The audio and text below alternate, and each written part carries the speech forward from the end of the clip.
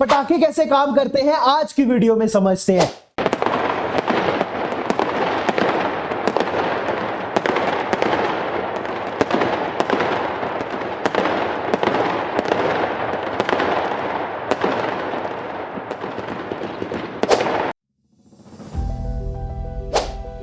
Happy Diwali to all. हमें पता है फेस्टिवल सीजन चल रहा है और दिवाली आ रही है। इस चीज की एक्साइटमेंट काफी ज्यादा रहती है बच्चों को और उनकी एक्साइटमेंट का कारण रहते हैं क्रैकर्स। उन्हें काफी अच्छा फील होता है क्रैकर्स यूज करते। लेकिन क्या आपको यह पता है वो क्रैकर्स बनते कैसे हैं और काम कैसे करते हैं? कौन से लॉज हैं फिजिक्स के और केमिस्ट्री के जो उसके बीच में वर्क करते हैं? आज की इस वीडियो में हम उसी के बारे में समझेंगे।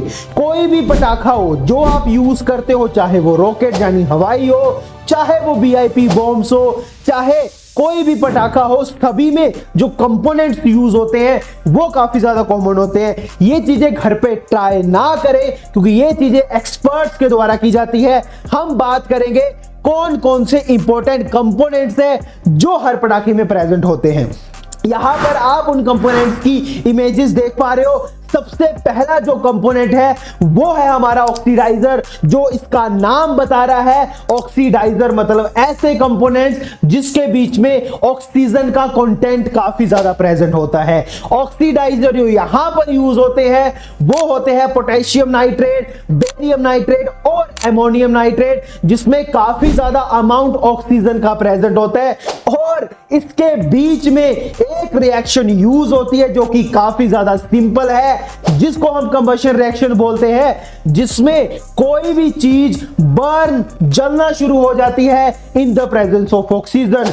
दूसरा जो मोस्ट इंपोर्टेंट इसका कंपोनेंट है वो है फ्यूल, जो इसका नाम बता रहा है कि इसी के कारण जो पटाखा है, जो क्रैकर है वो वर्क करता है। और ये जो फ्यूल ये बना होता है सल्फर और चारकोल का।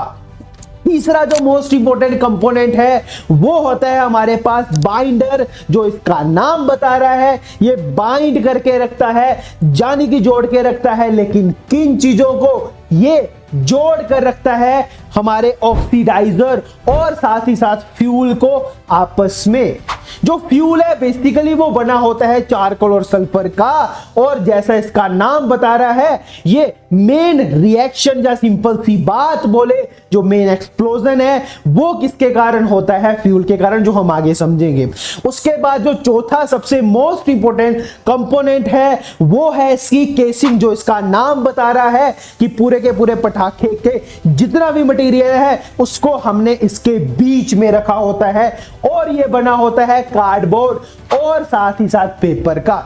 जो इसका मोस्ट इंपोर्टेंट कंपोनेंट है वो है इसका फ्यूज, जो कि इसका नाम बता रहा है कि बेसिकली इसी के कारण जो पटाखा है वो वह करना शुरू करेगा।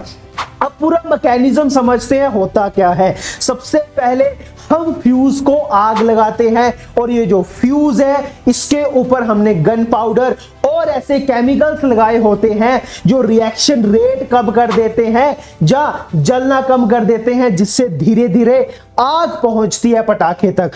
फिर वो आग पहुंचती है ऑक्सीडाइजर में, जिसकी प्रेजेंस में आग लगती है फ्यूल को, और फ्यूल में प्रेजेंट होता है सल्फर और चारकोल। और हमें पता है हमने इसको एक टाइट कवरिंग में रखा होता है। आपने कभी भी देखा होगा जब कोई भी पटाखा आप देखो उसको हमने टाइटली पैक किया होता है, चाहे आप वीआईपी बॉम्ब दे सकते हो, रस्सी से लपेटा होता है।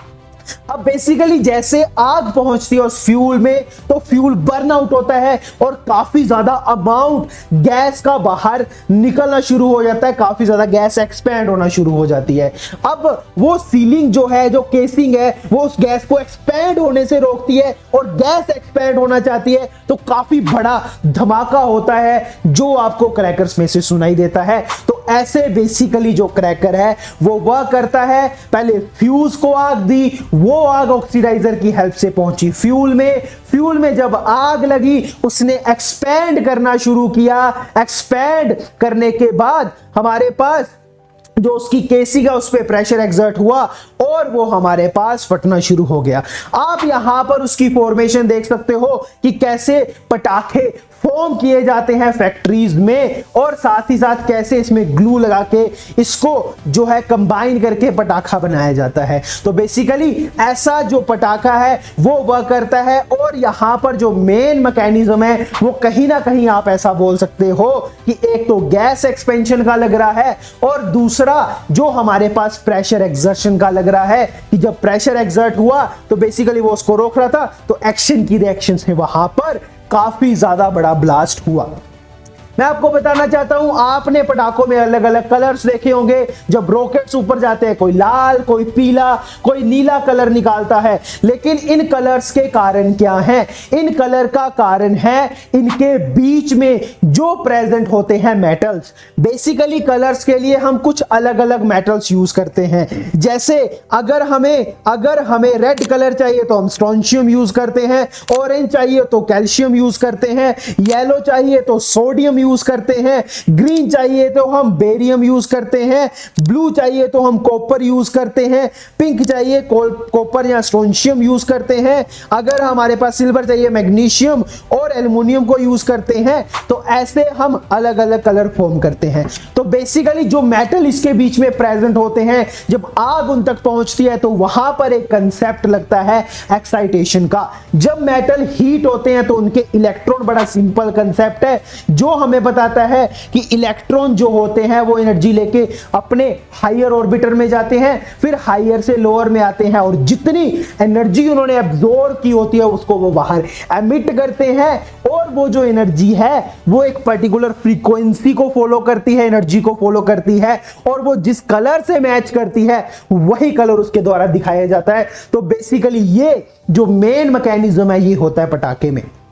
हमने ये समझ लिया पटाखा कैसे फूटता है, हमने ये समझ लिया क्या कारण है अलग अलग कलर्स का पटाखों के बीच में जो हमारे पास यूज होता है, जिससे हमें कलरफुल पैटर्न दिखते हैं। मैं आपको बताना चाहता हूं ये चीजें हमारे लिए काफी ज्यादा खुशी तो देती हैं, लेकिन साथ ही साथ काफी पोल्यूशन क्रिएट करती हैं। तो मैं आप सबसे ये विनती करना चाहता हूं कि प्लीज जितना हो सके इसको मॉडरेट में यूज करके, बल्कि ना ही यूज करें, ऐसे यूज करें जो कि पोल्यूशन फैलाते नहीं है। साथ ही साथ इसे घर पे फॉर्म करने का बिल्कुल मत सोचे, क्योंकि ये काफी ज्यादा डेंजरस हो सकता है। और साथ ही साथ मैं आपको ये बताना चाहता हूं, अगर ये वीडियो अच्छी लगी तो चैनल को सब्सक्राइब करना, इस वीडियो को ज्यादा से ज्यादा शेयर करो। मिलते हैं एक और नई वीडियो के साथ, तब तक हैप्पी दिवाली।